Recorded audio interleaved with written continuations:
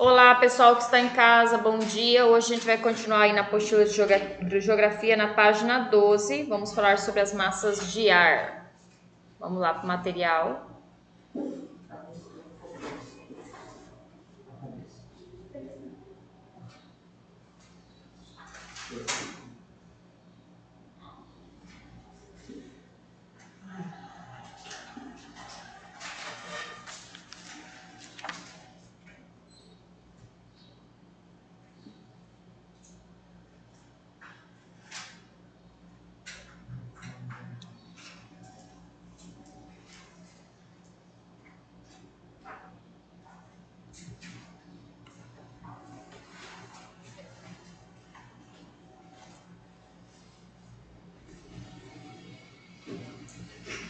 Basicamente, como está a situação na Felicidade? Entre a situação que me faz a situação, agora já está sobre a nossa equipe, que é a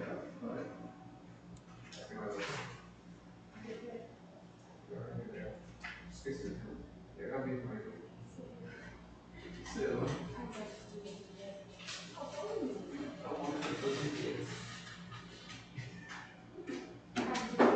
Não sabia se ela existe.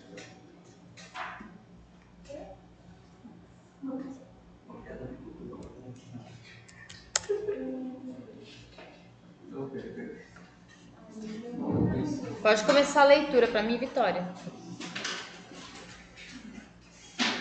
Só massagear? Não, pode ler essa página toda. Massas de ar são grandes porções de ar características de temperatura, pressão e umidade relativamente homogêneas, determinadas pela região onde se origina. As superfícies planas de grande extensão, a homogeneidade, quanto às características naturais e baixa altitude são os fatores que favorecem a formação de massas de ar. Portanto, elas se formam em planícies continentais e também se formam em corpos hídricos, como destaque para oceanos e mares. Pode continuar. Que bimestre nós estamos hoje? Quarto bimestre. Não pega. Tem que pegar a apostila lá. Pode continuar. Após a formação em uma área com a área fonte, as massas de ar podem se deslocar umas das outras e alcançando regiões geográficas distantes, para onde temos características longínquas à região. Agora eu entendi. A atuação das massas de ar interfere nas funções do tempo e também sofre interferência delas. Classificam-se em tropical e polar, ainda diferenciam o continental e oceânico. Certo, então nós temos três tipos aí. Nós temos a polar, que é a mais fria, a tropical, que é as das duas estações bem definidas, e a equatorial, que é a de índice pluviométrico muito maior, umidade, tá? Então nós temos ela tanto marítima quanto continental, ou seja, tanto com ventos que vêm da água quanto com ventos que vêm da terra, tá? Então, ali a origem delas. Aí na polar nós temos a origem oceânica, né? Que quanto mais alto, mais frio, tá? E vem da Antártica, porque o tipo é polar, então, né? De qualquer forma, ela vem de climatologia fria. Características: fria, úmida e instável, e fria, seca e estável. Tropical. Aí então ela vem do mar, ou continental, ou do continente, então oceanos, né? Próximos aos trópicos de Capricórnio, né? De Câncer, e continental dos desertos tropicais, tá? As características então: quente e úmida, quente, seca e estável. Equatorial, tem a marítima dos oceanos, né? E a continental, próxima à linha do Equador aí, então mais quente, tá? Características: quente e úmida, mais próxima à linha do Equador, mais quente e geralmente úmida, tá? Porque quanto mais quente, mais o índice pluviométrico também é maior, porque mais umidade sobe, formação das nuvens. Pode continuar, Vitória. A compartimentação longitudinal das Américas do Norte e do Sul, com a presença de grandes extensões de áreas na porção central, facilita a migração das massas de ar frias ou quentes durante o verão e o inverno no hemisfério norte e sul. Exemplificando no inverno do hemisfério norte, as massas polares provocam a queda de temperatura na Flórida, sudeste dos Estados Unidos, afetando a produção de laranja e no verão, as massas quentes são responsáveis por temperaturas muito elevadas na região dos Grandes Lagos, nordeste dos Estados Unidos. O mesmo ocorre no Brasil. No inverno, a introdução da massa polar atlântica pelas estados do Paraná e Paraguai atingem a Amazônia Ocidental, quando provoca um fenômeno climático dominado por friagem, queda brusca da temperatura. No verão, a massa equatorial continental estende-se por grande parte do território brasileiro, provocando temperaturas elevadas e chuvas. Massas de ar da América do Sul. Vai, Léo. Na América do Sul, em decorrência de sua configuração territorial e extensão latitudinal, recebe influência das massas de ar polares, equatoriais e tropicais. Por meio da análise do mapa, nota-se que existem várias interações entre as massas de ar continentais e oceânicas, gerando mudança no tempo em várias regiões da América do Sul durante o ano. A massa equatorial do Atlântico Norte origina-se no anticiclone dos Açores e a do Atlântico Sul no anticiclone de Santa Helena. Essas massas atuam principalmente nas porções norte e nordeste da América do Sul. A massa de ar equatorial continental origina-se na porção noroeste da Amazônia e, apesar de ser continental, é úmida porque a região apresenta uma grande transpiração e agrega uma umidade de origem oceânica, ventos alísios. Durante o verão no hemisfério sul, migra para o interior da América do Sul, provocando chuvas, que são fundamentais para o desenvolvimento das atividades agrícolas e o abastecimento dos reservatórios das hidrelétricas. A massa tropical atlântica exerce uma significativa influência na circulação atmosférica do território brasileiro, notadamente no verão. É quente e úmida e se forma nas regiões subtropicais atlânticas, altas pressões, e a presença de planadas serras do Atlântico Leste-Sudeste, no sentido longitudinal do território brasileiro, gera a ascensão do ar, provocando a chuva orográfica, que, em algumas ocasiões, é abundante, gerando escorregamentos ou movimentos de massa. É importante salientar que a influência da massa tropical atlântica não se restringe à porção oriental do Brasil, isto é, ela também atinge o interior do país. A massa de ar tropical, que é quente e seca, origina-se na porção central da América do Sul, Chaco. No início da primavera, sua influência é muito restrita porque em outras estações do ano, outras massas de ar são atraídas para a região, por exemplo, a massa polar no inverno e a massa equatorial no verão. Outra massa de ar de pequena influência da América do Sul é a massa tropical pacífica. A Cordilheira dos Andes é responsável pelo desvio de sua trajetória, portanto, a sua umidade é precipitada no Oceano Pacífico, explicando em parte a escassez de chuvas no litoral tropical oeste. Essa região também é afetada pela baixa umidade do ar restante da corrente fria de Humboldt, que tangencia a região. A massa polar é fria e úmida na sua área de origem, no centro-sul da Patagônia, Argentina. Quando atinge a Cordilheira dos Andes, sofre uma bifurcação, originando a massa polar pacífica, que acompanha a corrente marítima de Humboldt até as proximidades do Trópico de Capricórnio. E a massa polar atlântica, que avança profundamente pelo interior da América do Sul, graças ao corredor de terras baixas.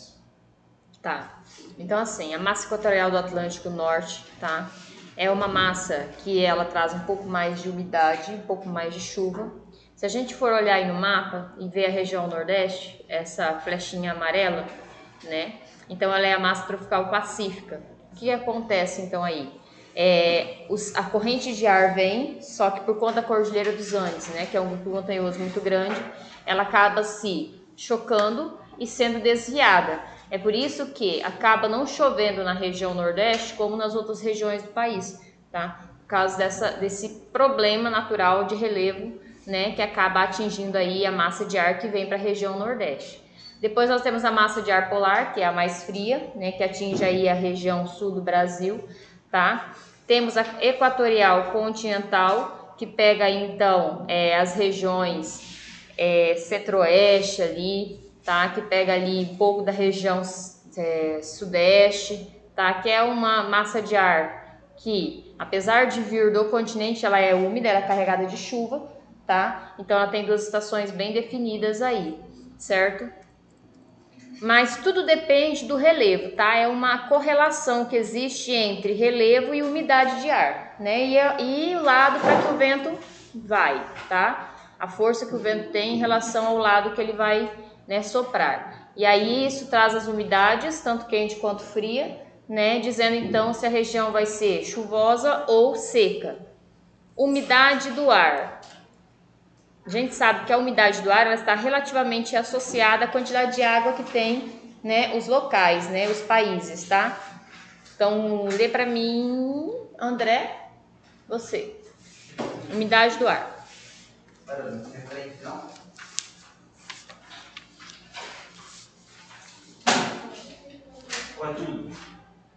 Umidade do ar só.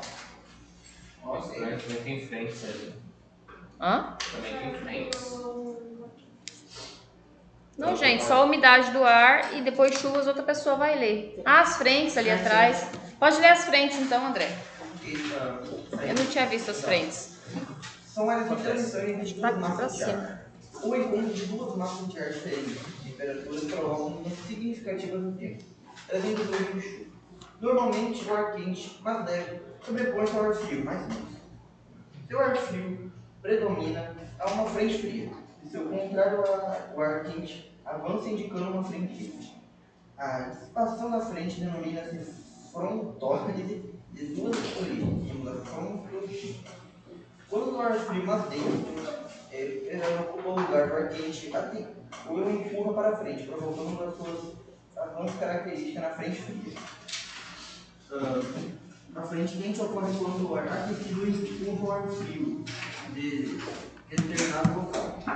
Quando um sistema frontal não consegue se deslocar ou desloca-se muito lentamente, ocorre uma frente estacionária. Então é assim que se provoca os ventos. Agora que eu descobri como é que funciona.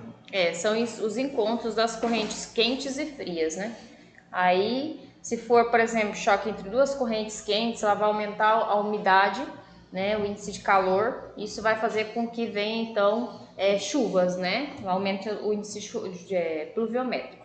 E se for correntes frias, então ela vai causar o quê? Seca, tá? Devia chover, mas a mesma quantidade de calor que faz. Mas não chove, né? Só causa chuva, mas não chove. Ocasiona, mas não, né? Às vezes vem uma chuva rápida, né? A gente fala chuva orográfica. Aquela chuva, para. Só vem mesmo para falar assim, choveu e passou. Choveu no molho e arroz. Né? E aí assim, acontece a chuva aqui, por exemplo, nesse bairro ali, o bairro vizinho já não chove, né? Então são as chuvas orográficas, tá? Umidade do ar. Agora sim, a umidade do ar. Vai, Paloma. Umidade do ar corresponde à quantidade de vapor de água existente na atmosfera, proveniente da evaporação e da evapotranspiração. A quantidade de vapor de água na atmosfera não é igual em todos os lugares nem em todos os momentos. Em meteorologia, alguns exemplos de grandeza que permitem exprimir a quantidade de vapor de água na atmosfera são a umidade absoluta e a relativa. Umidade absoluta é a quantidade de vapor de água existente na atmosfera em dado momento, medida em G de vapor de água, dados por M elevado a 3 de ar. Quando a atmosfera atinge a quantidade limite de vapor de água, significa que atingiu o ponto de saturação. Umidade relativa. A umidade relativa do ar é a relação entre a umidade absoluta do ar e seu ponto de saturação. Exemplo: a umidade absoluta de 10 gramas, de 10 G, ponto de saturação 20 G e umidade relativa 50%. Nesse exemplo, a atmosfera estará saturada quando a umidade relativa atingir 100%, o que vai ocasionar a precipitação. Ok. Então, a umidade absoluta é um valor X, tá? Relacionado àquele local. Olha, o Vitor tá aí, eu não tinha nem te visto. Então, é aquela umidade daquele local, ela é estipulada como se fosse o tempo, o clima de um lugar. A umidade vai ser sempre a mesma, a absoluta. A relativa depende do dia, da quantidade, aí vai ser a junção entre a quantidade absoluta e o calor, né, a temperatura daquele dia, tá? As duas juntas vão formar, então, né, a umidade relativa daquele dia ou daquela semana, tá? Então, a gente sabe, por exemplo, quando aqui pra gente, quando tá na época chuvosa, né, agora, por exemplo, que começou as chuvas, então a umidade aumenta, né, por causa da água, né, do índice pluviométrico. Quando tá na seca, naquela seca brava, a tendência é a umidade cair, né? Então a gente fica quase, se sente até mal por conta da umidade estar muito baixa. E o índice de poeira aumenta, de poluição também aumenta, e nós sofremos, quem sofre com doenças respiratórias acaba sofrendo ainda mais, tá? Então ainda mais usando essas máscaras, né? Com a beleza, certo? Então assim... Por algum motivo eu acho que a seca é bem melhor que a chuva, cara. Fica mais fresquinho durante a seca. Assim, mais fresco... Não, mais fresco, você fala em quantidade de vento, né? Por causa das correntes de ar, né? Então, por exemplo, o mês de agosto venta muito, né? Mas é um vento quente, é um vento seco, né? Com pouca umidade. Mas aqui pode estar nublado, mas com calor abafado. Mas a umidade está muito melhor do que a do mês de agosto. Então, para a saúde, hoje está muito melhor do que no mês de agosto, entendeu? Ela, pelo menos à noite, fica mais frio, assim. Mas fica parecendo o deserto, né? Porque o deserto ele é extremamente quente durante o dia, chega a fazer quase 50 graus, mas à noite a temperatura cai bruscamente pela falta de natureza. Então, do mesmo jeito que a temperatura sobe muito rápido, ela também cai muito rápido, né? Então, por causa disso, nessa época do calor, da seca, essa temperatura acontece a mesma coisa. Durante o dia ela se aquece e durante a noite ela se resfria, tá? Isso é correntes de ar naturais mesmo, né? E aí agora o que acontece é o seguinte, como a umidade está maior, né? Então a saturação do ar é sempre quase igual, né? E para a nossa saúde ela é muito melhor, apesar da gente achar que está mais quente, mas não é, né? É porque esse abafamento ele é natural na época das chuvas mesmo, né? Como aumenta o índice pluviométrico, esse calor ele é natural, né? Esse abafamento. A gente tem duas estações do ano, ou é o deserto ou mistura. Mais ou menos isso. Nós aqui no Mato Grosso temos duas estações bem definidas, né? Ou é chuva ou é seca, extrema, né? Ou é inverno ou é verão, tá? Vamos lá então. Prefiro chuva. Eu também. Desculpa. Dormir com a chuvinha assim no telhado não tem nada melhor, né? Que dormir o quê? Chuva, gente. Que vai lá pra mim essa não? Chuvas. A chuva corresponde ao tipo mais comum de precipitação e é a forma diferente mais benéfica para a biosfera. Além dela, podem ocorrer neve, resultante da cristalização do vapor de água no interior ou pouco abaixo das nuvens, e granizo, congelamento das gotículas de água condensadas quando atingem camadas mais elevadas. A chuva ocorre quando uma nuvem saturada de vapor de água entra em contato com uma camada de ar frio. Essa quantidade de vapor de água existente na atmosfera, portanto, determina a possibilidade de haver ou não precipitações que podem ser de três tipos, que são elas: chuva convectiva, ocorre quando o ar da atmosfera apresenta temperaturas elevadas e rápida ascensão vertical do ar entra em contato com camadas mais frias. Assim, há condensação e precipitação, geralmente intensa e rápida, e assim é também conhecida Como chuvas de verão, tá? São as chuvas rápidas, tá? Depois vem a frontal. Resulta do encontro de uma massa de ar frio com uma massa de ar quente.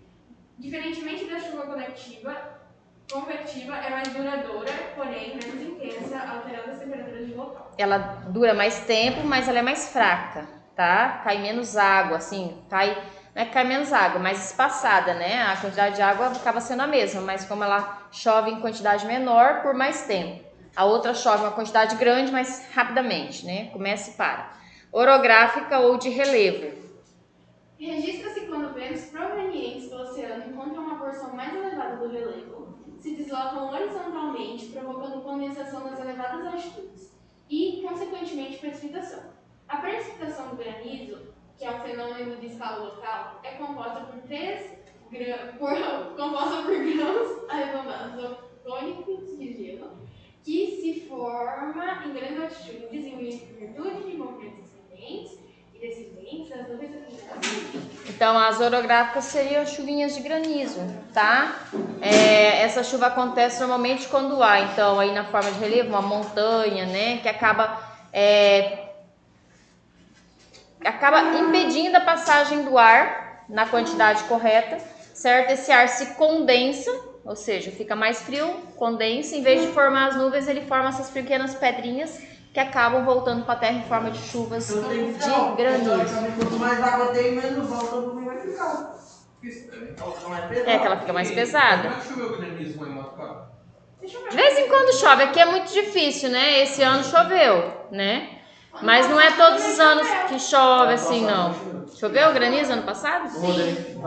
Ah, no rodeio, teve rodeio ano passado. Foi, teve granizo nele também. Faz tanto tempo que eu não ouço em festa. Granizo no rodeio. Ah, realmente, eu tava dentro do ônibus do meu tio. Eu tava debaixo do caminhão dos É. caras. Eu só vi gente correndo e eu dentro do ônibus do meu tio de boa. Tá, vamos lá então. Mas os caras colocaram- Classificação climática de Köppen, tá? Quem vai ler pra mim aí é o Vitor. Vai lá, Vitor. Bota lá por cima. Pode começar lá em classificação de Cooper mesmo, tá? Classificação climática de Köppen. Isso. O Helmut Köppen foi o primeiro climatologista, foi do século 19. 19. Primeira década do século XX. Ao utilizar ao mesmo tempo a precipitação e a temperatura para elaborar a classificação climática em nível mundial.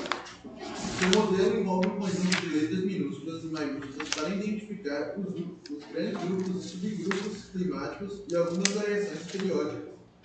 As letras A, B, C, D e E representam os grandes grupos climáticos do espaço mundial no aspecto latitudinal.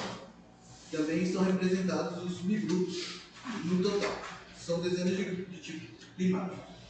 Ok, essa aí é a classificação de Köppen, tá? Mas ela não é a mais aceita. Vamos para a classificação climática de Steyler. Pode ler, Guilherme. Porque é muitos tipos de clima, né? E a gente vai perceber que a aceita aí para frente são os climas básicos. Nós já vamos voltar aí, só para não estar lendo essa tabela toda. Vai lá, Guilherme. A classificação proposta por Arthur Thaler teve como fundamento o conhecimento sobre a circulação geral da atmosfera, associada ao ritmo da natureza, ao movimento das massas de ar e às perturbações frontais, responsáveis pela gênese dos sistemas atmosféricos. Dessa maneira, seu sistema classificou os climas do planeta em 3 tipos principais: os climas das latitudes baixas, os climas das latitudes médias e os climas das latitudes altas. Essa classificação apresenta diversas divisões climáticas, como examina uma das realizadas no limite da meteorologia. Certo, então a classificação de Steyler foi a mais aceita, tá? Porque ele divide aí os grupos climáticos pela sua vegetação. E aí ele vai por regiões, tá? Por isso que ela foi mais aceita. Aí não precisa ler mais, que eu vou só explicar. Por exemplo, na outra página, aí na página 18, ó, clima equatorial, tá? Nós temos um mapinha aí, ó, que vai mostrar as cores e os tipos climáticos. A gente pode pegar principalmente o Brasil aí, tá? Que é o que mais interessa. Equatorial, lá em cima, lá, a Amazônia, ó. Então, se a gente for pegar o clima equatorial, quais são as características principais? Pluviosidade muito alta, ou seja, chove demais, né? Então, muita umidade, quanto mais chove, mais umidade eu tenho. Quando a gente fala de vegetação, o índice pluviométrico do clima equatorial chega a 3.000 milímetros anuais, chove quase todo dia, tá? Não tem uma estação de seca, tá? Não tem data para chover. Pode chover todos os dias, como pode chover um dia sim, um dia não. Não tem uma estação que vai ficar seca por 6 meses, por exemplo, como nós aqui no Mato Grosso, tá? E essa estação, ela é marcada, ó, pode olhar ali, ó, climograma ali, ó, de janeiro a dezembro, ó, o índice chuvoso é sempre parecido, tá? Então, assim, é interessante dizer que esse clima desenvolve principalmente vegetação de grande porte, árvores muito grandes, tá? Florestas densas e fechadas. Qual é o grande problema, por exemplo, hoje da floresta amazônica? Como a sua floresta é muito fechada, muito densa, né? Então ela tem um solo infértil, né? Um solo pobre, tá? Então, por exemplo, se você for trabalhar com agricultura na Amazônia, você tem que trabalhar o solo amazônico, por causa da quantidade de umidade que esse solo sofre. Então isso deixa o solo muito pobre, tá? Então você vai ter que adubar esse solo, vai ter que fazer esse solo se tornar fértil. Então o solo amazônico hoje ele é pobre, tá? E não é um solo igual ao do Mato Grosso, por exemplo, que é um solo produtivo, tá? Por causa da quantidade de água que esse solo recebe. A gente sabe que tudo que é pouco faz falta, tudo que é muito é exagero, né? Tudo tem que ser numa média para poder, então, compor, né, tanto solo, quanto vegetação, quanto clima, tá? Aí nós temos aí o clima tropical, que é o nosso, né? Nós temos o tropical típico de cada região, né? E temos o tropical úmido, tá? Então, assim, ele é dividido em dois tipos climáticos, o típico e o úmido, tá? Aí nós temos aí, ó, o climograma aí que mostra que alguns meses do ano, né, o índice chuvoso cai lá embaixo, certo? E outros meses ele sobe. Então, ele não é um clima que mantém a pluviosidade anual igual. Esse clima tropical ele é marcado por duas estações, inverno e verão, né? Uma estação de seca e uma estação de chuva, tá? Que é o nosso tipo climático aqui do Mato Grosso, da região centro-oeste. O semiárido que pega então a região nordeste do Brasil, tem aquele empecilho lá então das cordilheiras dos Andes que acabam, né, impedindo a passagem da umidade, acabam trazendo seca para algumas regiões, não são todas as cidades, né, não são todos os estados dessa região que sofrem com seca extrema, somente alguns, né? A gente sabe muito bem disso porque nós temos praias maravilhosas aí na região nordeste, né, as mais visitadas do Brasil. Então, assim, não são todos os lugares que sofrem, é nordeste, seca, o povo passa fome, não tem como plantar. Não, são alguns locais da região nordeste, não é a região nordeste em si toda que sofre com a seca, tá? Tanto que se fosse, as pessoas não estariam lá, né, certo? Então, assim, o clima semiárido é um clima que o índice pluviométrico é bem menor, tá? Então chove mais ou menos 600 milímetros anuais, né? O tipo de vegetação é um tipo que se adapta à seca. Então a gente pode falar aí as cactáceas, né? Os cactos, tá? Que tem raízes profundas e conseguem retirar a água dos lençóis freáticos.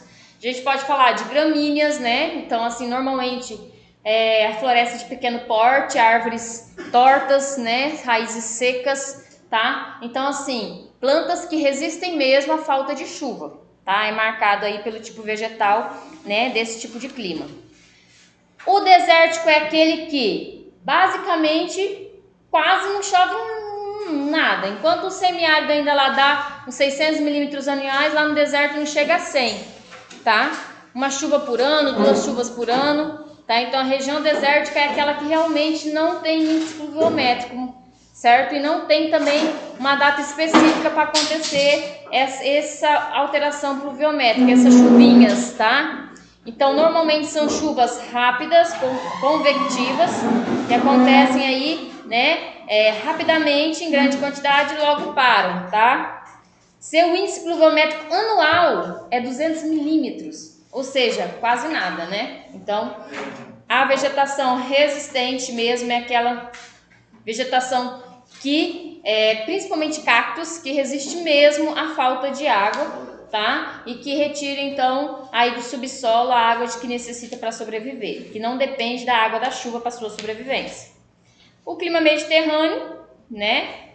Chega aí, então, a 1000 milímetros anuais, tá? Uma temperatura mais amena, normalmente próximos aos litorais, certo? Clima temperado tem as estações do ano bem definidas, 4 estações bem definidas, certo? E os invernos são bem rigorosos, ou seja, é bem frio no inverno. O clima oceânico, né? Que faz parte aí que o Mediterrâneo temperado é dividido em continental e oceânico. Continental um pouco mais frio, oceânico um pouco mais quente. E aqui no Brasil a gente fala do clima subtropical, que é o nosso também, lá na região sul do Brasil. Então, que as estações do ano são bem definidas, 4 estações do ano, primavera, verão, outono e inverno. As temperaturas médias variam de 15 graus a 20 graus, mas tem alguns meses do ano que chegam a 0 graus, tá? Então, assim, são regiões que alguma época do ano são realmente frias. Normalmente ali junho, julho, agosto, setembro, começa a aquecer novamente, tá? Eu tenho muito medo do frio, né? Me pergunta assim, você tem medo do quê? Eu de frio. Por quê? Eu durmo no ar-condicionado no 23 e eu me cubro do pé à cabeça, ainda tampo as orelhas, que é pra não pegar nenhum ventinho. Gente, não gosto de frio. Prefiro passar calor do que passar frio. Caralho. Eu gosto do. E aí eu fico me imaginando num lugar com 0 graus. Acho que eu morro. Antes de atingir o 0 grau, eu já morri. Professora, Você fica sem nada no 0 grau. Você se acostuma. Então, Será? A minha irmã tá no frio lá.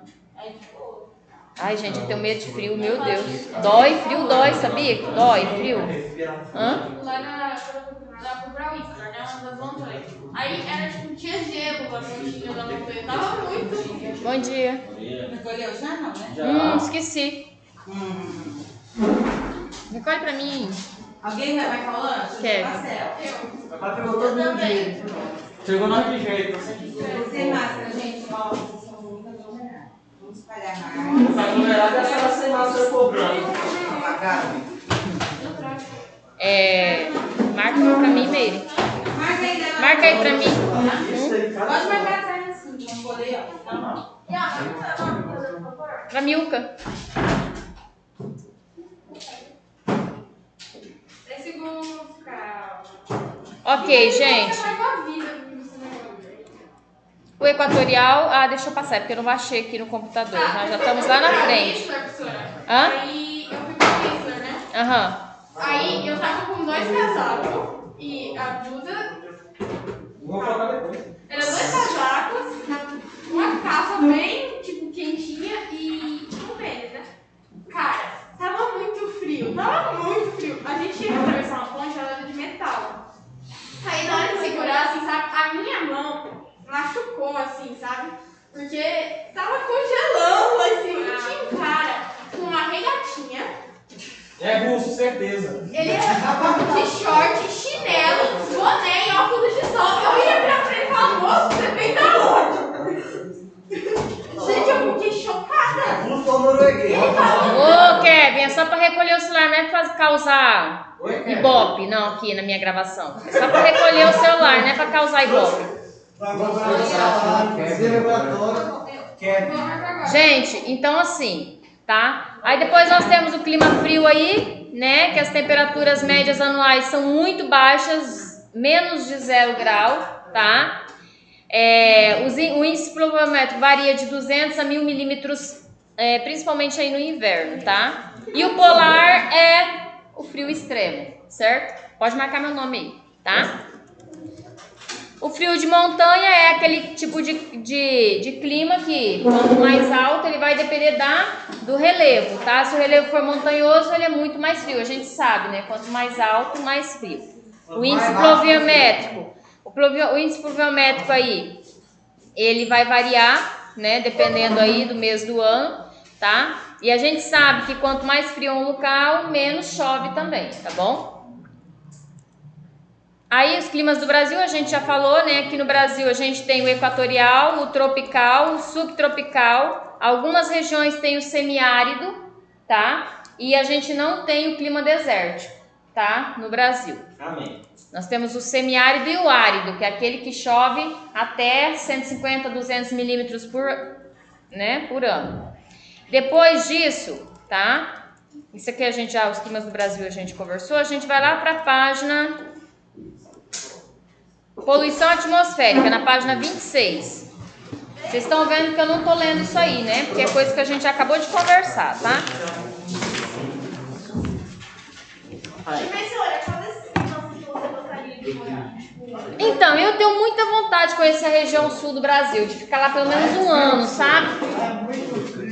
Então, aí eu tenho muito medo do frio, talvez isso, porque a minha mãe é de Santa Rosa, Rio Grande do Sul, né? Minha mãe é gaúcha. E o meu pai é mineiro, né? De BH. Então, assim, eu sou mais mineiro do que gaúcho, né? Que eu não sei, eu tenho medo muito grande de frio. Mas sabe pão de queijo, professor? Já traz pra nós. Meu nome é pão de queijo. Hã? Já traz pão de queijo pra nós.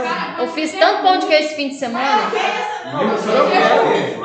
Hã? Eu quero pão de queijo. Eu fiz tanto pão de queijo essa semana. Põe Esse fim de não semana. de nada, é um pedaço de borracha branca. Pão de queijo? Ah, não, mas esses pão de queijo que. Esses pão de queijo que vocês compram em padaria aí não é bom mesmo, não. Isso aí não é pão de queijo. Chama pra comer pão de queijo. Pão de queijo mesmo é o pão de queijo mineiro que a gente faz em casa. Traz pra gente. Vou fazer pão de queijo e vou trazer pra vocês.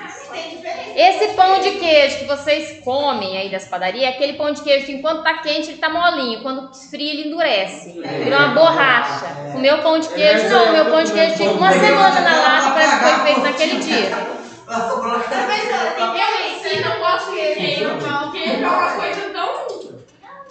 Mas eu vou fazer pão de queijo pra vocês. Fiz muito pão de queijo esse fim de semana. Eu não gosto de queijo, mas como pão de queijo. Gente, morar no sítio tem que ter fartura. Eu tava falando pro meu marido esse fim de semana. Se morar no sítio parece que não pode ter assim. Ah, chegar uma pessoa lá pra tomar um café, não tem um... Esse fim de semana eu fiz bolo de chocolate, fiz bolo de fubá cremoso, fiz pão de queijo. E nem trouxe pra mim, né? Que eu falo, chega alguém, entra, toma um chimarrão, aí tem umas coisas, né? Ah lá, o Guilherme foi lá em casa já. Né, Rodrigo? Hã? A senhora não chama eu? Aí vocês têm que ir, eu vou ficar chamando? Claro, professora. Chega lá. Ai, que vida, só pode chegar lá e já Chega lá, tem levar uma som. televisão pra casa. Gente, vamos lá. Poluição atmosférica e fenômenos climáticos, tá? Ó, os índices de poluição, eles influenciam e muito nas mudanças climáticas. Pss, galera, foco. Então, os índices de poluição, eles vão influenciar e muito nas mudanças climáticas. A mudança, ela acontece lentamente dentro da natureza, mas ela acontece. Se nós formos pegar, por exemplo, aqui, Peixoto de Azevedo, há 20 anos atrás, a climatologia era outra e continua tendo o mesmo clima, tropical. Só que os efeitos do clima eram outros. Por exemplo, gente, vamos focar. Por exemplo, nessa época do ano já estaria chovendo e muito, né? E as chuvas eram em abundância, em grande quantidade. Chegava a chover 2, 3 dias consecutivos, né? Aquela chuvinha tranquila, calma, sem vento, mas 2, 3 dias. Gente, não foi nenhuma nem 2 vezes que a água do Rio Peixoto passou por cima da BR. Por quê? Porque chovia demais. Por que chovia demais? Porque mudou. Porque existia mais natureza, menos desmatamento, menos soja, menos arroz, menos milho, né? Então, ou seja, a natureza ainda estava agindo por conta. Hoje, com a evolução da agricultura, da pecuária, as pessoas começaram a criar animais, principalmente para venda, para os frigoríficos, né? Intensiva. E também a agricultura intensiva, que é a agricultura para exportação, milho, soja, né? Arroz. Aqui começou com arroz, hoje é que se planta muito soja, mas há 15, 12 anos atrás a maioria das plantações era de arroz, né? Então isso fez com que houvesse um desmatamento muito maior. A garimpagem, principalmente aqui, né? O desvio dos rios, a derrubada das matas ciliares, que são as matas que ficam próximas, né, aos rios, tá aqui. Se for lá dentro da lei, ela é proibida, né? Mas isso dentro da lei, né? E aí o que acontece? Por quê? Porque a mata ciliar é que protege os leitos do rio, para que a nascente possa produzir a água, né? Recompor a água na natureza, né? Quando essa mata ciliar ela é arrancada, então ela vai prejudicar então a formação da água naturalmente, né? Ela vai prejudicar que a nascente consiga produzir a quantidade de água que ela produzia, né? Não, o bom mesmo, sabe? Assim, eu queria poder viver uns 100 anos ainda, mas eu não vou, né? Que era para poder ver o ser humano pagar pelos atos que ele comete, pelos crimes ambientais que ele comete. Nem que eu morresse por conta disso, né? Mas eu queria ver acontecer o que os cientistas tanto falam, e que o ser humano, mas o ser humano não acredita. Não, o que está acontecendo em 2020 é uma doença que para mim foi criado em laboratório e foi espalhada pelo mundo para poder matar pelo menos metade das pessoas do mundo, certo? É isso. Mas a reação do meio ambiente a toda a degradação que o ser humano faz, ela ainda não está acontecendo da forma como deveria acontecer. Tipo assim, tipo como? Tipo tsunami, maremoto. O ser humano é adaptado. Furaco teve, mas tem. Olha, pelo tanto que a natureza está sendo judiada, está tendo em pouca quantidade. Vai poder irritar. Tornado, sabe? Eu vejo as pessoas, quando tem esses deslizamentos de terras lá em São Paulo, né? A gente tem pena porque morre criança também, que não tem culpa, Já né? mandou fazer casa lá? Pois é, mas assim, as pessoas são tão egocêntricas assim, que elas constroem uma casa num lugar de risco, que tá escrito Na cara. na cara, isso aqui é um lugar de risco. Elas constroem achando que nunca vai acontecer com elas. Isso se chama egocentrismo. É a pessoa que acha que as coisas acontecem com todo mundo, menos com ela. Aí vai lá, a chuva vem, que a chuva é algo natural. Ninguém vai poder prever, vai chover 1000 milímetros, 2000 milímetros, 20 milímetros. Só sabe chover. Certo? Aí vem a chuva, aí claro, aí junta com governos que não investem em redes de esgoto, que não investem em infraestrutura, mas lá em cima do raio da montanha, né? Não é culpa do governo. Não, é culpa do povo burro pra caralho. Entendeu?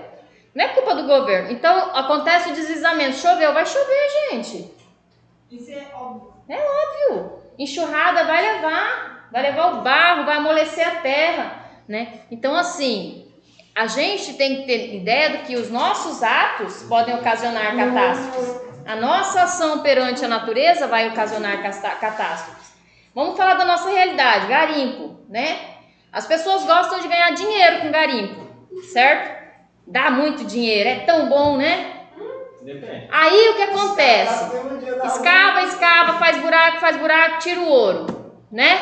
Quando acaba o ouro naquele lugar ali, ó, não vou falar que não existe. De cada 10, 2 que vai lá, refloresta, fecha o buraco e planta árvore e arruma aquele local e deixa aquele local exatamente como ele era antes. Mas as pessoas querem só ganhar dinheiro, né? Depois que ela ganhou o dinheiro, é igual casamento, começa todo mundo se amando, termina todo mundo se matando. Não quer nem saber, né? Não é desse jeito? Então, para ganhar o dinheiro, faz buraco, arranca a casa, arranca a árvore, aí acabou o ouro, acabou o dinheiro. Aí eu não vou gastar dinheiro, não tá dando mais ouro. Então larga aí esse trem aí furado, lascado, né? Pode falar, Yassanã. Assim, a Cogavep, eles já desenvolveram um projeto que eles têm esqueci o nome do lugar, porém eles têm um lugar que eles têm árvores pra pessoa, é grátis, as árvores eu acho que é grátis. Pra eles pegar elas lá e replantar. Reflorestar, isso. Meu pai já reflorestou um garimpo dele. Olha que legal aí, ó. Parabéns. É isso que eu tô falando. De cada 10, 2 refloresta. Agora o resto, né? É um sonho. É um sonho. E é uma hipocrisia também a gente saber que isso acontece. Por exemplo, a gente fala aí do leito do Rio Peixoto, né? O Rio Peixoto em si, por que as pessoas morrem no Rio Peixoto? Porque existe no subsolo, a gente sabe que embaixo da água tem terra, né? E ali no fundo tem buracos de garimpo, muitos, que ficaram ali. Por isso que existem aquelas montanhas de areia, porque são areia que é tirada de outros locais. E aquele local que a areia foi retirada, o buraco ficou lá. Então a pessoa tá aqui andando de boa aqui, às vezes não sabe nadar, né? De repente afunda de uma vez. Se apavorou, acabou. Se a pessoa manter a calma, ela vai boiar, ela vai conseguir sair tranquilamente. Agora apavorou, morreu afogado. Aí você vai banhar no rio, bro. Não é só louco, né? Não, eu banho em rio. Eu não tenho dinheiro pra ter uma piscina em casa, infelizmente. Então eu banho no rio, né? Infelizmente eu sou professora, eu não tenho dinheiro pra ter piscina. Tem medo de rio? Eu tenho, porra. Aí é diferente, mas é a coisa mais normal do mundo é tomar banho no rio, até porque, né? Professora, não gosto Água você não pode ter confiança. Prof, as balsas, quem faz buraco em graça no rio, quem trabalha em rio é balsa. É balsa e chupão. Só que chupão que vai queimando a barreira. Gente, ó, só uma observação, eu não sou contra garimpo, vocês entenderam, né? Eu sou contra a destruição da natureza. Eu acho assim, garimpou, depois, se você não tem dinheiro ou não sobrou dinheiro, que eu sei que tem gente que quebra no garimpo que não sobra R$1 nem pra chupar uma balinha. Mas, pelo menos, só tampa aqueles buracos, deixa a natureza ali que naturalmente vai agir, vai vir um capim, vai vir qualquer tipo de árvore, que semente que os passarinhos espalharem ali, né, com chuva e tal, vai formar natureza novamente. Demora, mas vai, né? O que eu sou contra é destruir o meio ambiente, né? E não depois não arrumar o que você destruiu. Tipo assim, vai ter o sítio que ele cuida mais do lugar, você foi no lugar de sim. Aí ele deixa a árvore crescer em algum lugar, para quando ele terminar um buraco do garimpo lá, ele tampa e pega a árvore do outro. Para reflorestar. Aí, ó. Nossa, é fácil já. Que ação legal, que ação bonita, entendeu? Então, assim, todos deveriam fazer isso, então depende de cada um de nós. E essa poluição atmosférica, esse desmatamento, a queimada, gente, não tem nada que enfraquece mais o solo do que a tal da queimada, tá? Fora que polui muito o meio ambiente, né? A fumaça. Daí, a gente pôde observar aí, lá por agosto, né? Os índices de fumaça, os índices de fogo, né? Os focos de incêndio aumentaram assim drasticamente. O que acontece? Algumas vezes esse fogo, ele é realmente um fogo que foi acidental, né? Mas na maioria das vezes as pessoas utilizam essa época mesmo para colocar o fogo, queimar o capim, né, que tá ali velho, que quando vir as primeiras chuvas vai brotar novamente, certo? Só que isso enfraquece o solo de um tanto, né, que se as pessoas fora a poluição que causa, né? E se as pessoas tivessem consciência de quanto é mais fácil hoje, né, você usar outras técnicas. E também, depois, por muitas vezes acaba sendo mais barato, porque às vezes esses fogos que são colocados acabam matando animais, acabam queimando cercas de vizinhos, né? Então, assim, acaba você prejudicando a si e ainda prejudica outras pessoas que às vezes não têm condição de reconstruir aquilo que tinha. É foda, né? Não segura mais. Se não conseguir segurar, acabou. Pode falar essa, não? Tá, ano retrasado, eu acho que foi o ano passado, eu não pude ir pro fazenda, mas na BR-080 queimou a fazenda do meu pai inteira, casa, curral, tudo.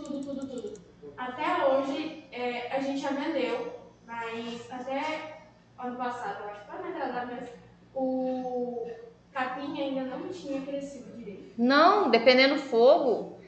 Fora as percas materiais que vocês tiveram, né? Casas, sim, tudo, né? Tudo, queimou tudo. Semana passada lá, sábado, o maluco atacou desgramado lá pra... Depois da avenida, dessa avenida, né? Pra esquerda do... Eu ia pegar a direita pra ir pro chão, peguei a esquerda ali.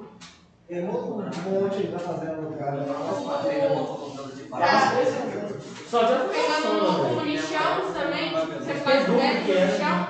Foi lá pra ir pra todo. Pegou muito fogo lá também, queimou tudo. Tipo, queimou os... Esse ano já pegou fogo no sítio do meu pai, lá do perto assim. Mas escapou. E descer com lixão, você vai pra cá, sabe? Uhum. Aí pegou lá umas coisas lá, e aí foi lá pra fazenda. Foi uma tapaiuna, sabe? Só que não chegou, graças a Deus.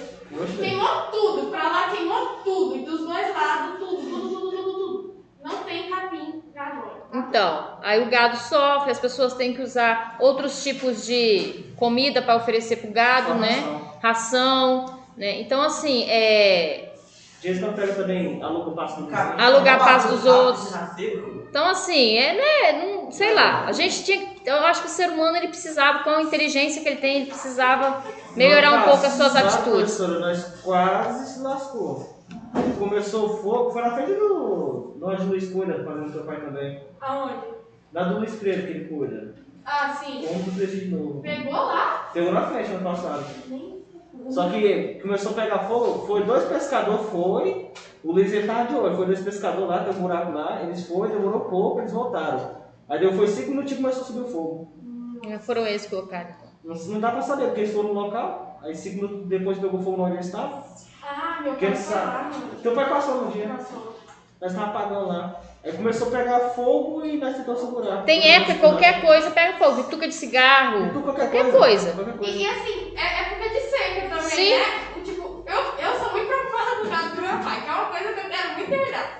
E assim, época de seca, o capim já não tem. O gado sofre, né? O gado já sofre porque não tem capim. Aí pega fogo. Aí é ração, é DDG. Né? Agora nessa época, por exemplo, que o milho tá lá em cima, o valor tá uma beleza, né? Tá trocando gado de pasto, nossa.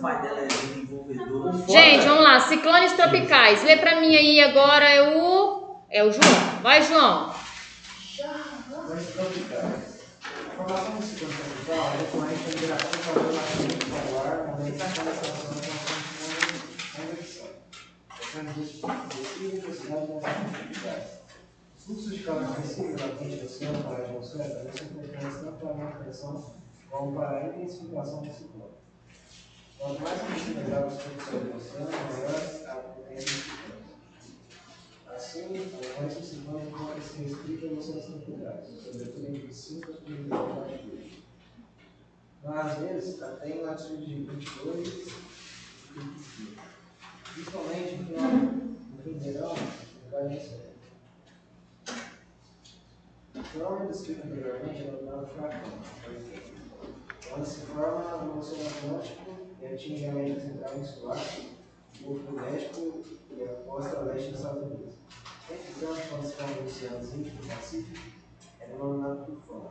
Atinge o chifre da África. O subcontinente indiano, as Filipinas, Taiwan, o sudeste e o leste da China, centro-sul do Japão e a Austrália. Tá. Certo. Então, todos esses três aí, tanto tufões, furacões quanto ciclones, eles são tornados, eles são ventos muito fortes, tá? E conforme a velocidade que esse vento atinge, ele recebe um nome diferente, certo? É só isso, é ventos fortes, mas conforme a força desse vento é que vem um nome ou outro, tá? Eu acho que o furacão Irma chegou cedo demais. Seria perfeito para esse ano aí, mas não achava de hoje. Credo, para, Leonardo, por favor. Chega, esse ano já tá bom já. Por favor. Oi. Eu não sei que planeta que lá no sistema solar, eu só sei que um deles existe um tornado, mas tão grande que ele conseguiria engolir o planeta Terra inteiro. Seria Júpiter? Um dos dois. Eu não li nada sobre isso. Provavelmente Saturno, que é grandão. É, o Saturno pode ser. Também dá pra engolir a Terra. Gente, vamos lá. O El Ninho e a El Ninha, tá? Quem vai ler pra mim aí agora? Quer ler? Guilherme. Tá dormindo. Vai, Kevin, você. O El Ninho na página 28 e El Ninho. Ó, o El Ninho são fenômenos naturais que eles podem trazer ou muita chuva, alagamentos, enchentes, tá? Ou uma seca extrema em algumas épocas. Vai. Os Estados Unidos teve 6 trombas d'água, professor, sabe? Sim. Hã?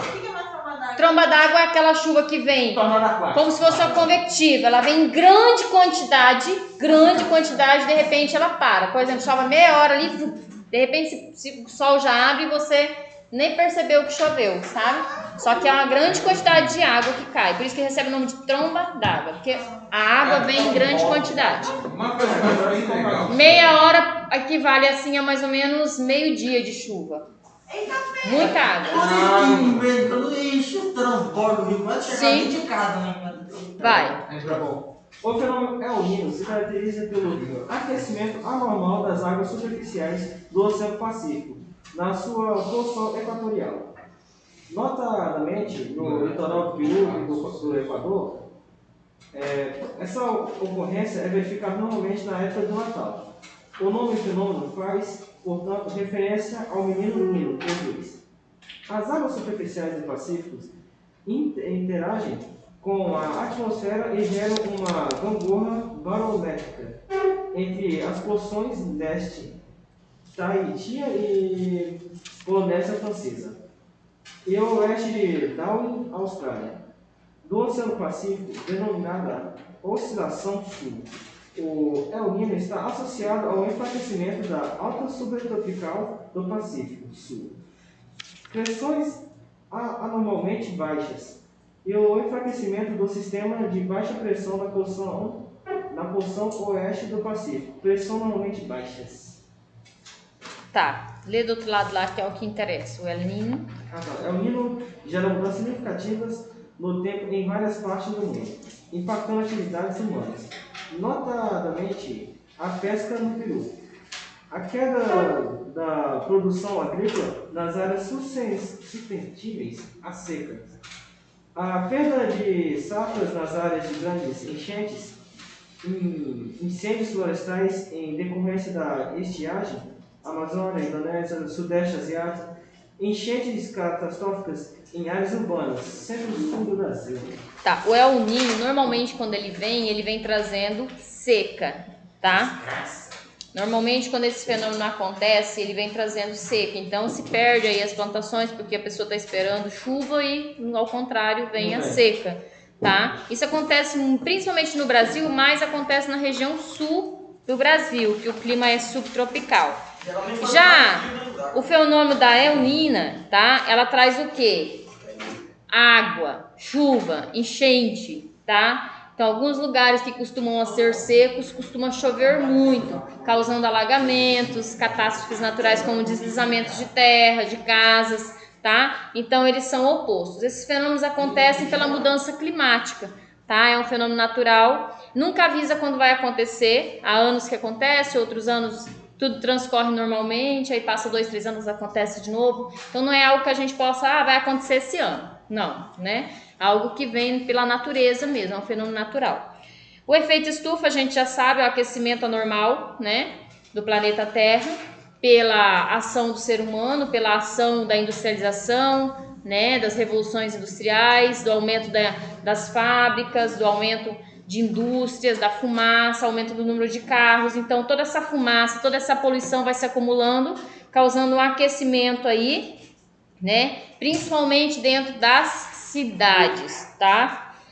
Então a gente fala das ilhas de calor. Que são ilhas de calor? Cidades extremamente industrializadas, onde o calor, nem por exemplo Cuiabá. Cuiabá sofre com ilhas de calor, tá? Então a cidade é uma cidade já toda asfaltada, uma cidade que tem um grande número de prédios, né? E aí uma cidade que sofre com um calor muito grande, tá? Então esse calor, esse aquecimento que acontece pelo reflexo do sol nas construções recebe o nome de ilha de calor. Então, o centro da cidade forma uma ilha, né, cujo a temperatura chega a atingir aí 40 graus, 42 graus, depende do horário do dia, tá? Então, isso a gente chama de ilha de calor, tá? Então, tudo isso aí é efeito, características vindas do efeito estufa, dessa quantidade de poluentes que a gente vai acumulando aí na atmosfera terrestre. Inversão térmica, na página 32. Tá? Como, gente, é muita leitura, vocês estão vendo que eu estou explicando e não estamos lendo, tá? Estou indo só para explicação. Se a gente for ler tudo isso aí, vamos passar o bimestre inteiro só fazendo leitura. Inversão térmica, lê para mim aí, quem agora é a vez. Você leu, Kevin? Você leu, Kevin? É você, Vitória, vai.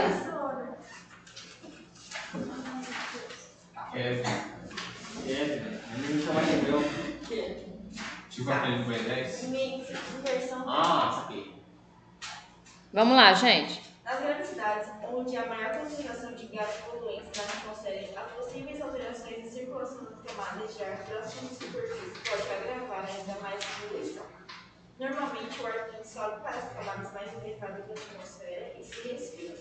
Em dias mais frios, notadamente no inverno, enquanto o ar atmosférico tem menores temperaturas próximas à superfície, ocorre a estagnação atmosférica. As camadas de ar quente e fria não conseguem circular. Assim, não há dispersão de poluentes, tornando-se mais comuns casos de irritação de olhos e garganta, doenças respiratórias como asma e bronquite. O que acontece assim, né? Em cidades com grande desenvolvimento industrial, né? Aí o que acontece? A temperatura ela tem uma queda muito rápida e toda aquela fumaça, aquela poluição que está ali, ela não consegue se dispersar. Então aquilo se acumula, tá? Causando então doenças pulmonares, tá? Principalmente, né, quem sofre com asma, bronquite, pneumonia, tá? Então essas doenças acabam, né, ficando ainda mais fortes, tá? Então, determinados lugares como São Paulo, Rio de Janeiro, que o índice populacional é muito grande, tá? E que o índice de poluição é grande do tamanho, né, do lugar, que o lugar existe, pela quantidade de indústrias, fábricas que tem. Então, é muito comum acontecer a inversão térmica. Dias, de repente, hoje está muito quente, amanhã amanhece muito frio, né? E aí não tem tempo dessa poluição se espalhar e acaba ela se formando como se fosse uma estufa e fazendo mal, então, para a saúde das pessoas. As chuvas ácidas são chuvas poluídas, tá? Então, tem aquele velho ditado, né? Que nem nós aqui que temos 6 meses de estação seca. Eu, quando era criança, amava tomar banho de chuva. Na verdade, eu gostava mesmo de tomar banho de poça d'água, né? Mas a chuva fazia uma diferença ali. Muito. Aí a gente falava, começava as chuvas, a gente falava, mãe, pode tomar banho de chuva? Ela falava assim, não, porque a chuva tá poluída. Faz mal, as 3 primeiras chuvas faz mal. Isso é uma verdade, tá? Por quê? Porque as primeiras chuvas, elas são carregadas, então, de poluição, né? De toda a fumaça, poeira, né? Partículas. Então, por isso que os pais costumam dizer que as primeiras chuvas, elas trazem doenças, elas fazem principalmente mal pra pele, tá? Cara, se uma chuva, a primeira chuva cair na tua pele, não faz umas bolhas, mano. Peles muito sensíveis, assim, né? De criança Nutella, assim. Faz assim umas bolhas, sabe? Uns negócios, assim. Mas criança raiz, assim, igual era, eu nunca tive esses efeitos. Eu nunca tinha feito, não. Olha, nem minha pele, assim, minha pele não A minha pele é bem resistente. Se me chamar, eu vou. Começa a chover, eu faço favor de lá jogar bola. Gente, é muito bom, né? Nossa senhora, acho que criança que não toma banho de chuva não teve infância. Não teve. Nossa, é bom demais.